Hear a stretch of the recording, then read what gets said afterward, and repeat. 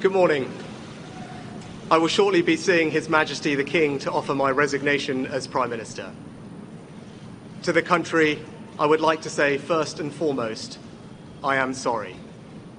I have given this job my all, but you have sent a clear signal that the government of the United Kingdom must change, and yours is the only judgment that matters. I have heard your anger, your disappointment, and I take responsibility for this loss. To all the Conservative candidates and campaigners who worked tirelessly but without success, I am sorry that we could not deliver what your efforts deserved. It pains me to think how many good colleagues who contributed so much to their communities and our country will now no longer sit in the House of Commons. I thank them for their hard work and their service. Following this result, I will step down as party leader, not immediately, but once the formal arrangements for selecting my successor are in place. It is important that after 14 years in government, the Conservative Party rebuilds, but also that it takes up its crucial role in opposition professionally and effectively. When I first stood here as your Prime Minister, I told you the most important task I had was to return stability to our economy. Inflation is back to target, mortgage rates are falling, and growth has returned. We have enhanced our standing in the world, rebuilding relations with allies, leading global efforts to support Ukraine, and becoming the home of a new generation of transformative technologies. And our United Kingdom is stronger too, with the Windsor Framework, devolution restored in Northern Ireland, and our union strengthened. I'm proud of those achievements. I believe this country is safer, stronger, and more secure than it was 20 months ago.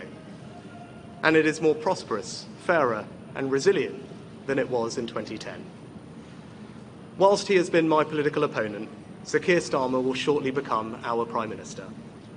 In this job, his successes will be all our successors, and I wish him and his family well. Whatever our disagreements in this campaign, he is a decent, public-spirited man who I respect. He and his family deserve the very best of our understanding as they make the huge transition to their new lives behind this door, and as he grapples with this most demanding of jobs in an increasingly unstable world. I'd like to thank my colleagues, my cabinet, the civil service, especially here in Downing Street, the team at Chequers, my staff, CCHQ, but most of all, I'd like to express my gratitude to my wife Akshata and our beautiful daughters. I can never thank them enough for the sacrifices they have made so that I might serve our country. One of the most remarkable things about Britain is just how unremarkable it is that 2 generations after my grandparents came here with little, I could become Prime Minister, and that I could watch my 2 young daughters light Diwali candles on the steps in Downing Street. We must hold true to that idea of who we are, that vision of kindness, decency, and tolerance that has always been the British way. This is a difficult day, at the end of a number of difficult days. But I leave this job honoured to have been your Prime Minister.